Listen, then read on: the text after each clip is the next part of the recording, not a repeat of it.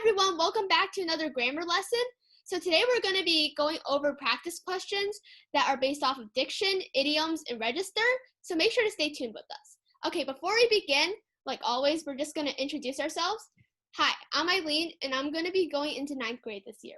My name is Dasang, and I'll be going into 11th grade. And I'm Grant, and I'm going into 9th grade. Yep, so like Eileen mentioned, first of all, I hope you guys know our names by now, but if you are new, that's who we are. And today we will be going over some practice questions like Eileen discussed before, because the topic that we recently covered may be a bit difficult to grasp without some practice and usage in these departments. So let's begin with our first passage. Again, there'll be multiple questions based off of this passage. So the first part of this passage, we can tell that it's about a mountain called Mount Kilimanjaro. And the sentence is, like the mountain which is swept in clouds, the name Kilimanjaro is a mystery. So again, let's look at the corrections that we can make to replace swept. So let's see, no change. Well, I think from the passage here, what the author is trying to say is that the mountain is covered in clouds, which is why it is so mysterious. So swept may not be a suitable word to convey this idea.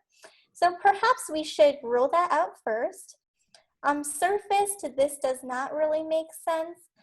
Like the mountain, which is surfaced in clouds, we want it to kind of really be kind of conveying this idea of it being very covered in clouds. So C, cloaked.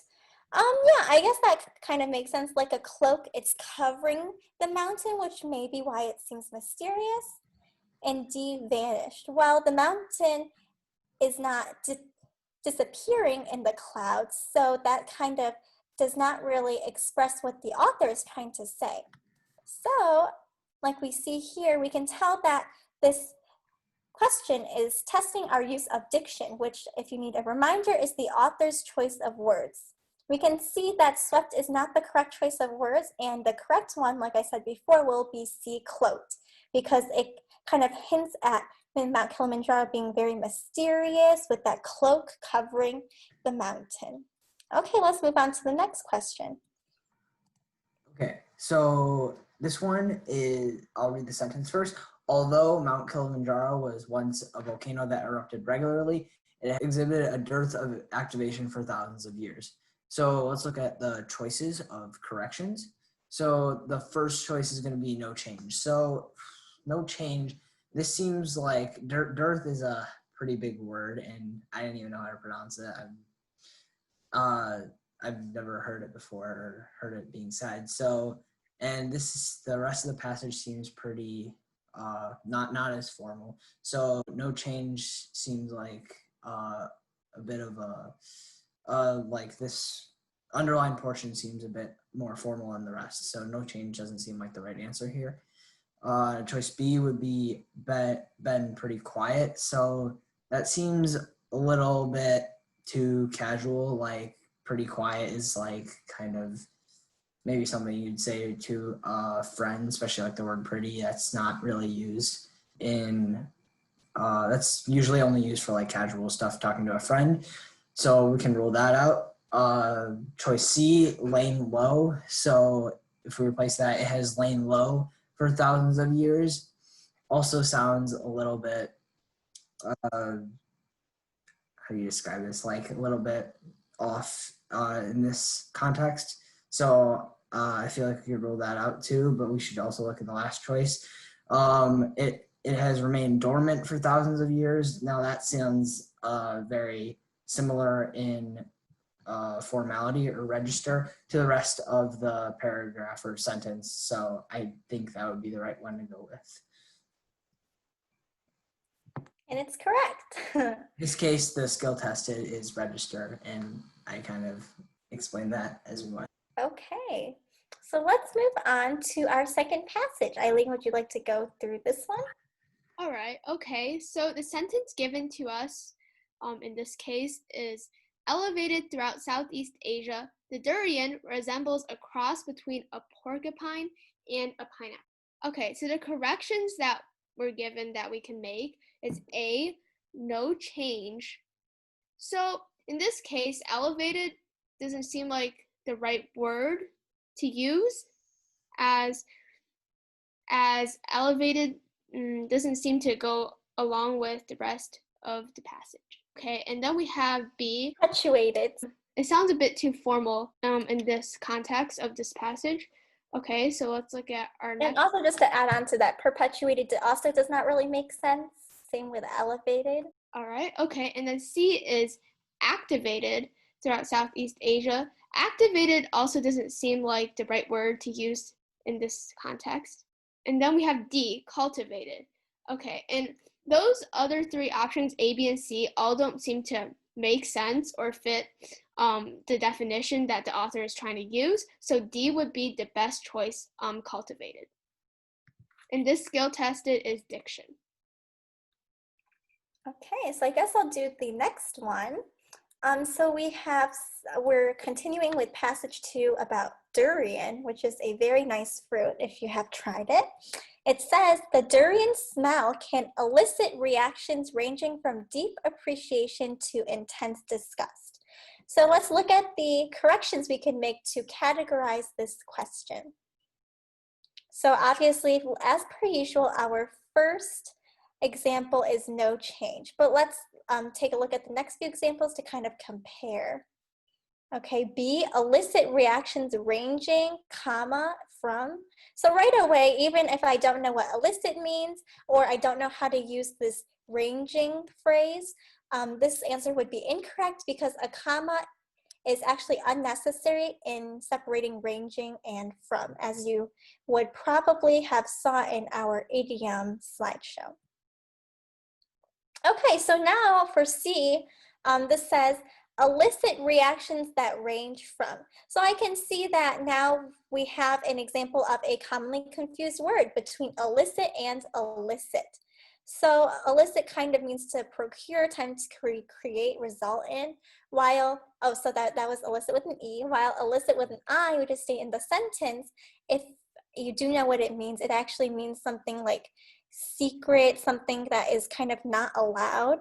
So I guess that does not make any sense in context with the passage because we are talking about how the smell can kind of procure these reactions from individuals. So actually this form of elicit would be correct. And let's take a look at the second part of the phrase, which says that range from. So this skill tested, I believe, also is idioms. So that range from kind of does seem to make sense. And there's a nice preposition that can lead us to that. And now let's look at D.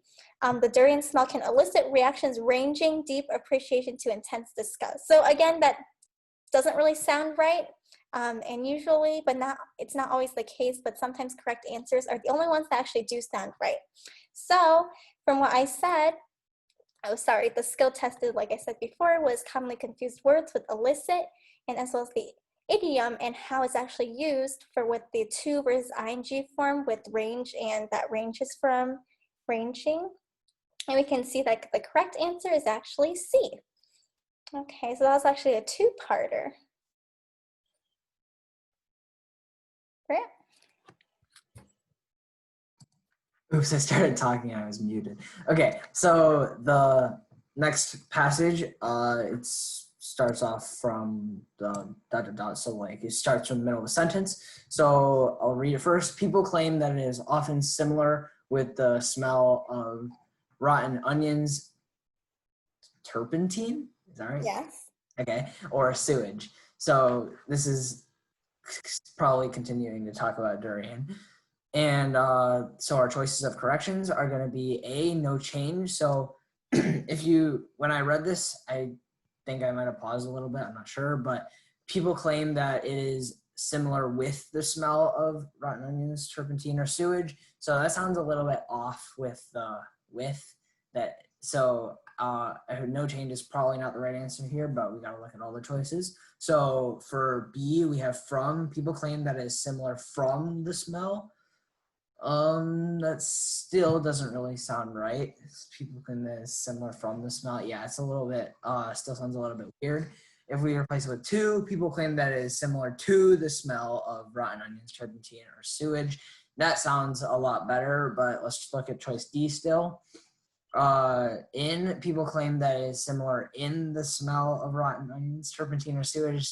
That one doesn't sound right at all. So I think we should go with to as the correct answer. In this case, the skill test is idioms because if you recall in the first video, I believe, we did idioms, and idioms covers when